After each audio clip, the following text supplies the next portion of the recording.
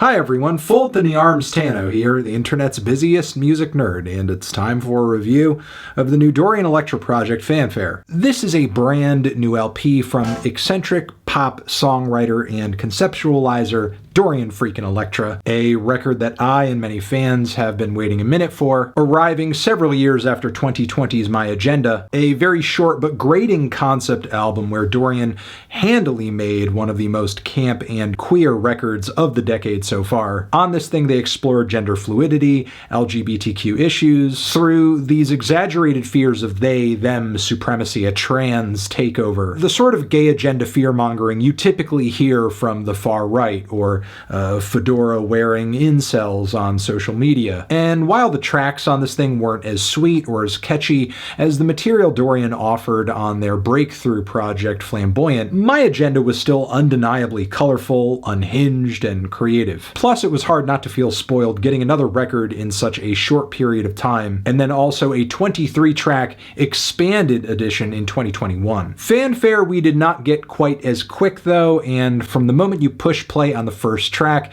it's easy to see why. Instrumentally, this is Dorian's most extravagant record yet, but how could it not be with the title Fanfare? But really, from corner to corner, this thing is pure pop, with orchestral hits, grandiose pop choruses, chugging industrial rock guitars, as well as these commercial EDM and electropop beats. Over the top is certainly one way to describe this thing, but at the same time somehow feels more palatable than Dorian's past two albums. Because while the instrumentation here may sound big and bright, it isn't quite as challenging or strange as a lot of the production on My Agenda or even Flamboyant. And while it does absolutely have its heavy moments, some of the industrial and pop aesthetics that this album trends toward feel like a relic of the 2000s. There really are cuts that feel very close to some aughts radio schlock, or like something we might hear out of the pop field as we were just on the cusp of getting Lady Gaga, but still with that gender fluid vocal presentation that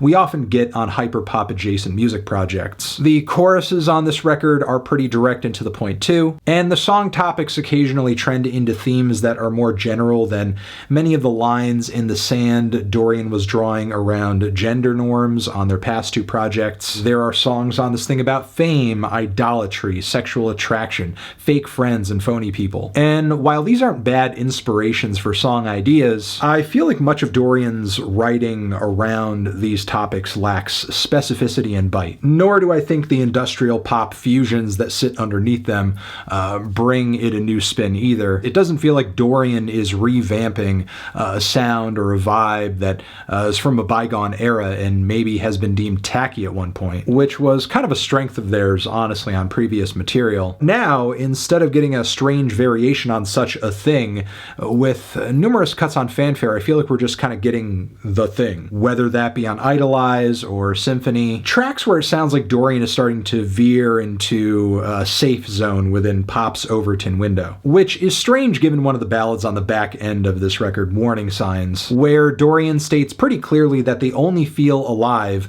when they're touching the warning signs, which is a statement of artistic intent if I ever heard one. But none of that will to touch the warning signs or kind of, step over the edge of what's acceptable or fine in popular music. It doesn't really materialize in the way this album sounds, at least not to the degree on My Agenda or Flamboyant. And not to discount the entire record, there's certainly tracks on this thing that are genuinely freakish and outlandish and sexually liberated at the very least. SODOM and GOMORRAH is a highlight for me, as is Freak Mode, which weirdly enough kind of sounds like a mindless self-indulgence song in the best way possible. These tracks are pure bizarre fun, but even doing that requires a bit of a balancing act that I don't think Dorian always pulls off, as you do have tracks like Puppet that I think try way too hard to offend more conservative sensibilities with such intense sexual inferences in the lyrics juxtaposed against these, regal classical music bits. Then there's also Man-Made Horrors, which thematically seems almost at odd with the album's embrace of freakishness, making it seem like we live in this world of pure degeneracy. And while I'm sure it's it's satirical and not meant to sound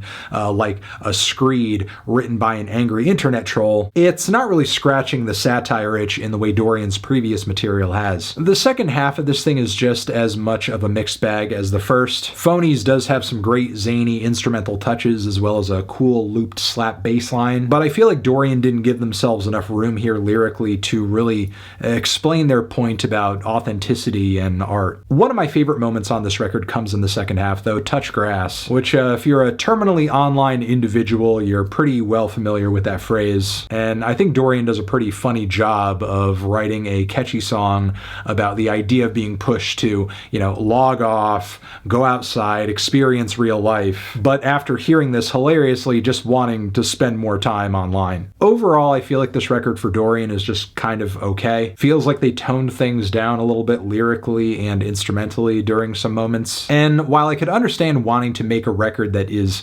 maybe more widely appealing after something as out there and as short and as blunt as My Agenda, I feel like Fanfare reeled things in maybe just a bit too much and tried to replace some of the oddity with just pure instrumental extravagance and just big chunky guitars, which, I don't know, isn't the greatest swap. Nor do I think Dorian brought their best songwriting to the table too. This album is more creative and more daring than a lot of what's out there currently in the pop field, but I still walked away from this record feeling like one of the genre's most interesting stars right now is kind of punching under their weight. Feeling a light to decent 6 on this one. Transition, have you given this record a listen? Did you love it? Did you hate it? What would you rate it? You're the best, you're the best. What should I review next? Hit the like if you like. Please subscribe and please don't cry. Hit the bell as well. Over here next to my head is another video you can check out. Hit that up or the link to subscribe to the channel. Anthony Fantano, Dorian Electra, forever.